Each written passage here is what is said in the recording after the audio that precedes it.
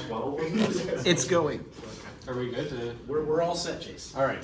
So it's 12:30, and we're going to get started with our last talk for today. And we have Jace Kochar is going to present his work with Shannon Ezap this year, talking about counting twist isoclasses with irreducible representations of the groups M5 and M3D. Thanks for that title, Chase. Thank you. All right. Well, I'm not gonna. You already read the title. So, we're counting the twist isoclasses of these groups, and we want to construct what's called a representation zeta function for both of these groups. We did that for M5, and we're still in the process for M3D. The work for M3D is not finished yet, but we're going to talk about both of them. We're going to mostly talk about M5. So, this calculation separates into a small calculation for each prime, and we have exceptional primes, we have non-exceptional primes. And for M5, the exceptional primes are 2 and 3. The work has already been done for all of the non-exceptional primes, so we didn't do that. What I did was specifically 2 and 3. We'll talk about the difference between exceptional and non-exceptional primes later. For smaller groups like M3 and M4, we found that even though the behavior of the exceptional and non-exceptional primes is different, that we actually get the same functions out of them at the end, that's quite interesting. And we want to find out is that if that will always happen no matter what size group we're working with. So it was done for M3 and M4, and then we did it for M5, and it seems to still all hold. And so what we want to know is that if that's always going to be true, and then why it's always going to be true. Because they do behave quite differently depending on if it's exceptional or not. And then M5 is also the first group of this no potency class that this calculation was done, the function was constructed. So that's another reason that this group is interesting. We're going to start with just some background first though. So we're going to start with a representation of a group. It's a homomorphism from a group to the n by n, the group of n by n invertible complex matrices. So basically, we want a group of matrices which under matrix multiplication behaves the same way as the group does under its binary operation, and we can use a lot more tools of linear algebra on matrices, and then hopefully the information carries back into the group itself. So an irreducible representation is a representation that we can't break into smaller representations. And the way we look at that is that there are no subspaces which are invariant under every matrix in the representation. And then, so a subspace that is invariant under, is invariant under all the matrices in the representation, we call that a stable subspace. But so, if a representation is reducible, we can break it up as a direct sum of two smaller representations under the right choice of basis. So we can write this representation rho here as a direct sum of rho 1 and rho 2. Then we'd say rho is reducible. And so we want to find representations that cannot be decomposed this way. So we can look at an example of this. We have the standard representation of the group S3, which is the group of permutations on 3 objects. And the representation is that the permutation, we do it to the rows of the identity matrix. So an example here, we have the cycle 1, 2, and 3. We've sent row 1 to row 2, row 2 to row 3, and row 3 to row 1. And same thing with this 1 through here, we just swap row 1 and 3. So this is the standard representation for S3, but it's actually reducible. If you look at this vector here, 1, 1, 1, no matter what permutation you do to its rows, it's still going to be the same vector. So the span of this vector, U here we call it, is an invariant subspace under every matrix, so it's a stable subspace of the representation. So we can break this representation up into a restriction from U and its orthogonal space, which we call V here. And then so if we write the representation in terms of these two spaces, we can see that we can view them as a direct sum here. So the restriction to U is just always 1, and then this the orange lower 2 by 2 blocks here, that's the restriction to V. So because we can write the representation as this direct sum of 2 smaller representations, it's reducible. Okay. So twist isoclasses are an equivalence class on irreducible representations of a group. The groups we're looking at, they have infinitely many irreducible representations, but they have finitely many of these equivalence classes. So we can count how many there are for each dimension of our representation, and we gain information from that. So that's how we make our representation zeta function. We're looking at matrices or representations that are prime power dimension. So for each p, and then n is we sum over the dimension, like the power of the prime. we make this p local representation zeta function. So this number here, r sub pn, is the number of twist isoclasses of p to the n dimension. So this is the general form of a representation zeta function for each prime. And then in Mn, we have this closed form for the p local function. So this is what we're trying to show. We want to show that this is always going to be true. That's like our hypothesis. So in all Mn like groups, we know that the non-exceptional primes will have this closed form for each prime. And then for M3 and 4, it was shown that even the exceptional primes still have this closed form. So what we do is that we showed that in M5, the exceptional primes 2 and 3 still have this form. What we want to find out is that if that's always going to be true. We hope to gain information from looking at M5 that'll help us generalize this result to just Mn for any n and any prime. So what we did for this thesis was just M5. Also want to talk about roots of unity. So a kth root of unity is a complex solution to the equation x to the k equals 1. And a primitive kth root of unity also solves the same equation, but it does not equal 1 for any lower power than k. So it needs the power k to give 1.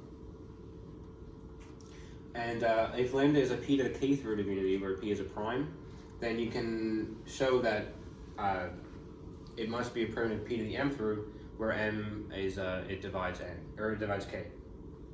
So an example here is I. It's an eighth root of unity because I to the 8 is 1, but it's a primitive fourth root because it needs the power 4 to give 1. If you raise it to a lower power, like 2, it's not going to give you 1. So I is an example of a primitive fourth root of unity.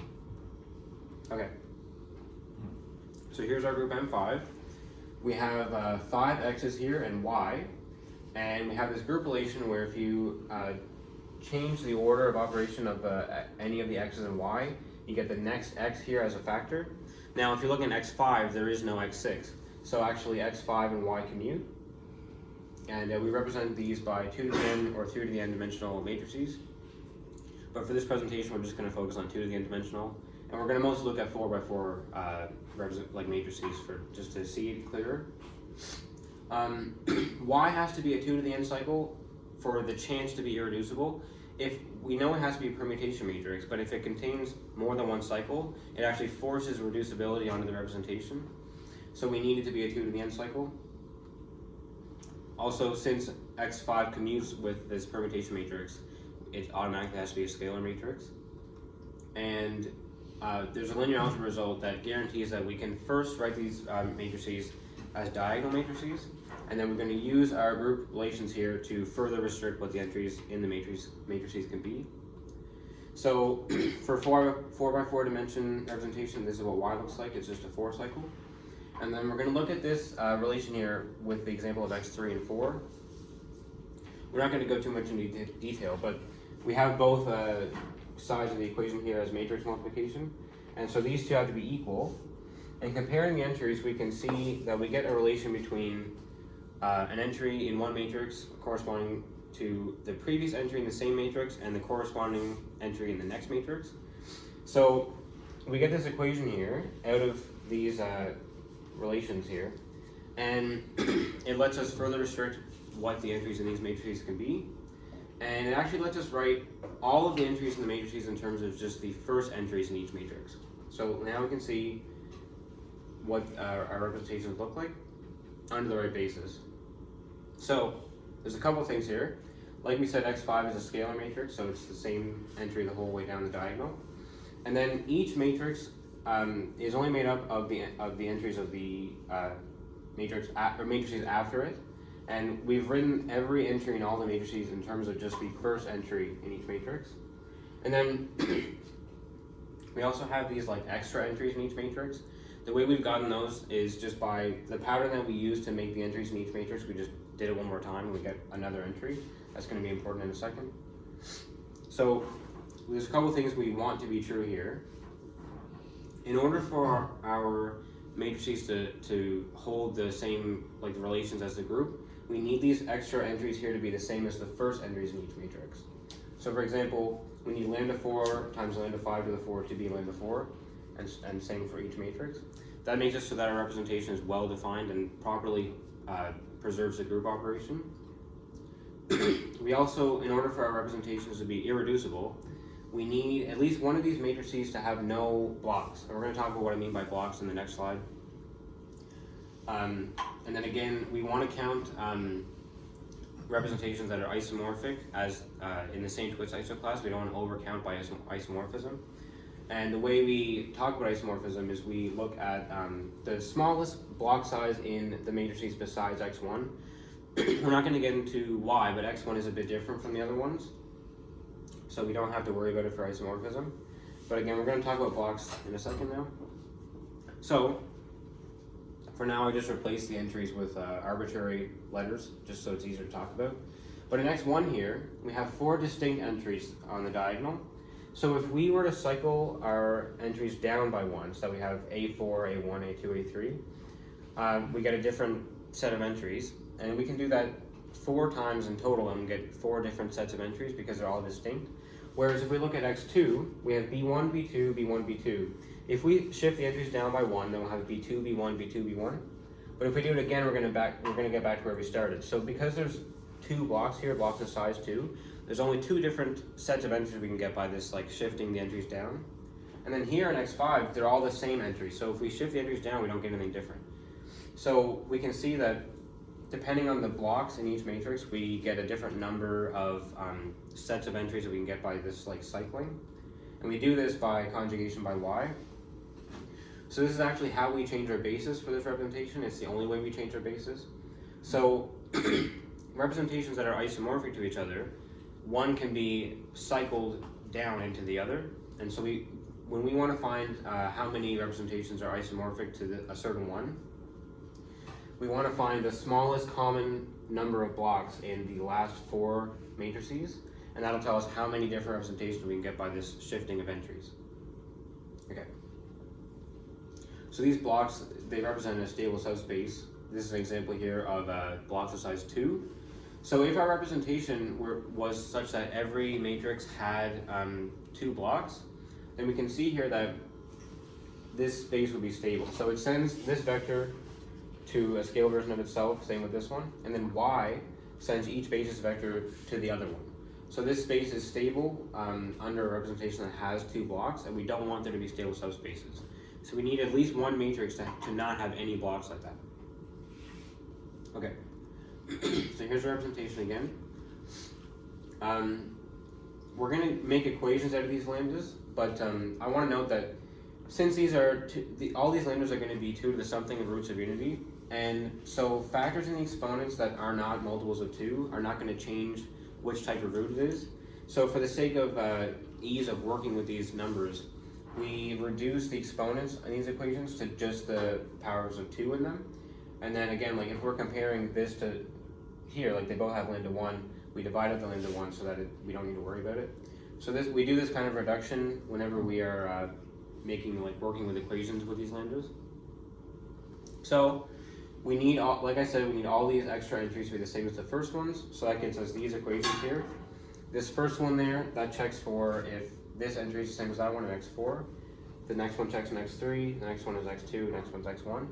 We need all of these to be true in order for our representation to be well defined. And then this next set of equations here is checking to see if there are blocks in each matrix. So this first one here checks to see if x4 has 2 blocks. This next one checks to see if x3 has 2 blocks, and so on. We just need one of these to be true. As long as one of the matrices doesn't have blocks, that subspace cannot be stable. So if we look at these equations for non-exceptional primes, for example, of 25 by 25 matrices, we can see, and this is after reduction of the exponents, we can see that it's very uniform. In the first set, it's all 25, and the second set, it's all 5. And because it's so uniform and doesn't vary, we have much easier methods to deal with the equations here. And it makes it so that all of the primes are going to work the same way. Like the 5 is not special here, it'll always kind of look like this. But then when we see here with 2, for example, with 8 by 8 matrices, there's a lot of variation in the exponents, and it causes, we can't use the same methods as we would like to. We have to actually look at all of the cases for what these lambdas could be, and so it gives us a lot more work to do. So here we go, here's a big table of my cases. We don't need to worry too much about what's in the table here. But there are a lot of cases, and this one here splits into this other whole table. This is just kind of to show, like, look, there's a lot of cases, we did a lot of work, but we can easily see these cases here with this tree. So this like light blue thing here was that horrible extra table here, but we're just going to look at this green one I've circled here, just an example to see how this casework works. So this is the case, so I'm just using this K notation to show the order of each root. So first we're going to check for if each matrix completes like the extra entry is the same as the first one. So this checks for x4, and we see that that is true for x4. And really what we're doing here is whenever we have these equations, like lambda 5 here is at most its order is at most 2 to the n minus 3, but we're raising it to a power of 2 to the n, which is more than its order, so it's definitely going to be 1. And we kind of use the same logic with all the lambdas here. So this is telling us that our matrices do complete that cycle of their entries. Here we get, so lambda 2's order is 2 to the n plus 1, and we're raising it to 2 to the n, so that's less than its order, and it's going to actually give us negative 1. But that's okay because the same thing happened with lambda 3, and these two cancel each other. So what we see here is that this is a well-defined representation, and then we have to check if it's irreducible. So we check to see if x4 has blocks, and it does, judging by our inequality here, because it does equal 1. We check to see if x3 has blocks, and it does, same with x2. But in x1, we can choose our lambdas such that there are no blocks in x1, and we have to do that because we need our representation to be irreducible. So we have to factor in this choice we made into our count. But we expect to see that x2, 3, and 4 all have at least 2 blocks. But we need to find what the smallest number of blocks is in those matrices to know how many isomorphic representations we have. So we already know that they're going to all have 2 blocks, and we have to check if they're going to have 4. So this here tells us that x4 is going to have 4 blocks, but then x3 is only going to have 2 blocks, so it's not going to have 4 blocks. So then we're done. We know the smallest number of blocks that's common between x2, 3, and 4, and 5 is 2. So we'll see that in the next slide. But so we can count up our choices in this case, and we get this total number of options for this specific case here. So let's look at what this actually looks like with the matrices. So this is an example of what I could have chosen those lambdas to be. So here we are. We already know that x5 is always going to be the same entry the whole way down the diagonal. And we expected that x4 is going to have 4 blocks, but since we're looking at 4x4 representation, that just means everything is the same. But we knew that x3 would have 2 blocks and not 4, so that's what we see here. These two entries are the same as these two, but then these two are not the same. So it has 2 blocks, but it does not have 4 blocks. And then in x1, we can see that there are no blocks. So this is the matrix that's making sure that our representation is irreducible. And then this would be a representation that's isomorphic to this one.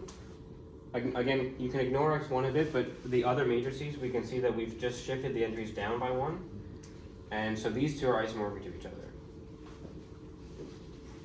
With this case here, like this bad one, what happened is that our normal methods of our equations and like checking the entries didn't quite work. We had to come up with new methods of how to deal with it.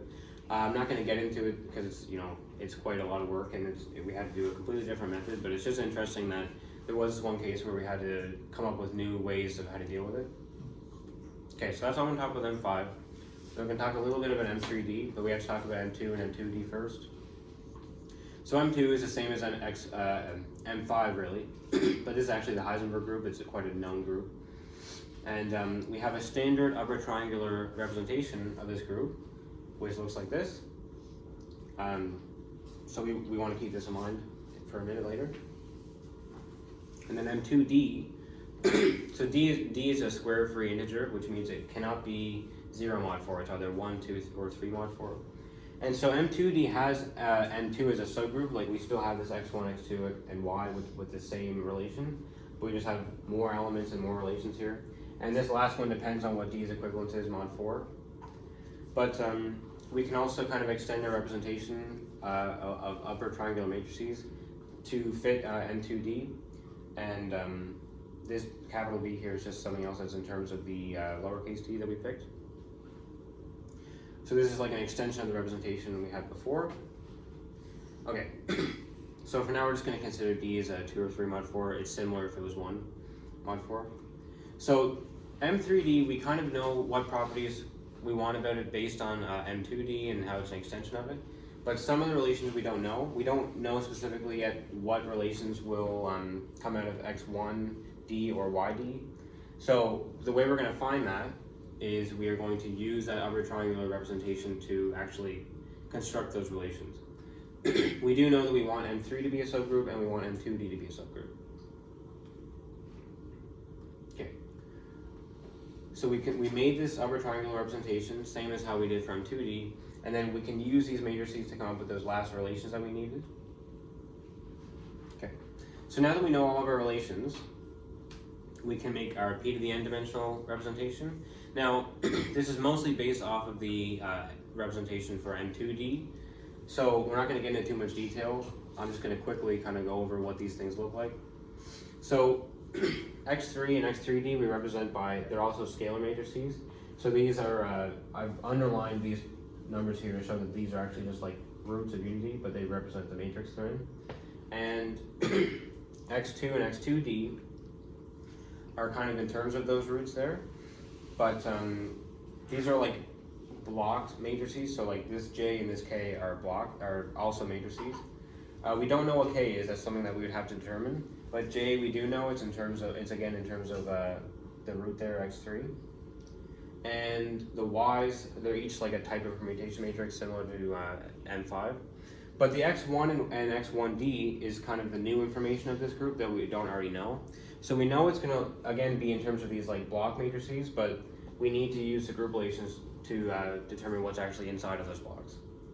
So with all these relations here, we right now have these equations. So this is where we are right now. What we need to do is we need to rework these equations into conditions on the entries of the T's and the TD's. And once we have those restrictions, we can start counting all the ways they're satisfied, which will give us our number of twist isoclasses. But that's still what we have to do for now. So yeah, and then we have to make our representation zeta function from 3D, and we want to write this up into a paper. And really the big interesting thing for me at least is trying to understand why the exceptional primes and non-exceptional primes in MN seem to behave the same way in terms of their functions, even though they behave very differently as representations. And we hope to be able to generalize this, like, that they end up as the same function. We want to see if that's always going to be true for just MN. And so in order to do that, we have to kind of analyze the patterns more of why it was true for M5. But that's, again, future work. So thank you for listening.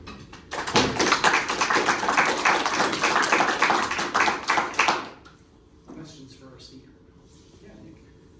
So in your construction of your zeta function, has like the convergence of it ever been an issue for you guys? No, so we are kind of just, we're making the function first, and then we can find out where it does or doesn't converge after we've made it. But like we know how to construct it with just those like twist isoclasses count. And then like we can find out once we've made the function, okay, what are its properties like analytically, like where does it converge with this or that. But we're still going to make the function the same way first anyway, so we have to do that, and then we can start analyzing its properties. And it's cool that those properties like may help us learn about the group itself, not even just the representation of the group. But first we have to make the function. Also, so mathematicians will always say that they're lazy and look for like a nice, strategic method to solve these problems, and we have 300 cases here. So I'm curious, like, since you did like that sub case, which caused you so much issue, and you mentioned it kind of gave you more intuition, you had to come up with new methods. Kind of looking back at your work now, is there like more powerful techniques you can implement, so you don't gotta, do this, but you can still get like the same result? So it's not real. Like the I know what you mean. Like oh, maybe through all this pain we found a better way to do it. But like the way we did this is worse than how we do the normal cases. It's just that we couldn't do what we wanted to do, so we had to come up with like this like dirtier method to do it. But like it's not. We could have done all of the cases, I think, in this way, but it would have been way more work. Mm-hmm. But it's just that we couldn't do what we wanted to, like the easier method. So no, this case didn't really give us any insight on how to better do the other cases. I think we could just do them all the way we handled this one, but it wouldn't make it any easier, definitely. Thanks. Other questions? Yeah, Mohammed. Yeah. Thank you for presentation. Actually, I had some time to read your document, and it's a good, and Thank you. because I shared with Shannon, my report contains both structural and mathematical correction. Just take a look at them, since Shannon told me that it's definitely publishable work, so I encourage you to take a look at my report. So, so I have just two questions, Yep. but one fundamental and one motivational question. Just, but before that, I have one remark. You said at the beginning of your presentation, you said that if you have a representation of a group G, if it is reducible, which is not irreducible, then you can write it as the direct sum of from irreducible representation. Right? That's your question, right? Yeah, so that's like specifically for the groups we're talking about. There are some conditions of like, I think it has, we're looking at finite groups and finally generated groups, it might not always be true, but Yes, exactly. but for- so yeah, you need to pay attention to the actually the group, because in your case it is nilpotent finally generated group, Yeah. so that's true. Yeah. And there's, sorry, just to interject there, there's the result that says that, by Blavatsky and Majid, that says that every every representation of finitely generated number factors through a finite quotient. So it's, Yeah. it's enough to know about. Exactly, exactly. And in this case, you have nilpotent, so it's irreducible. Yeah. That's some So for my question, my technical question, so basically to identify the Twist IC classes, you use the stable subspace criterion, right? Mhm. So you basically say that rho, so to say that rho is irreducible, you have rho a stable subspace. You just need to verify that it is stable on VPK, right? Mhm. And my question is that why it is enough to check VP to n-1, and why it is sufficient to rule out all proper rho stable subspace. Why does the failure of stability under at least one of x2, x3, x4, and x5 imply irreducibility of full representation?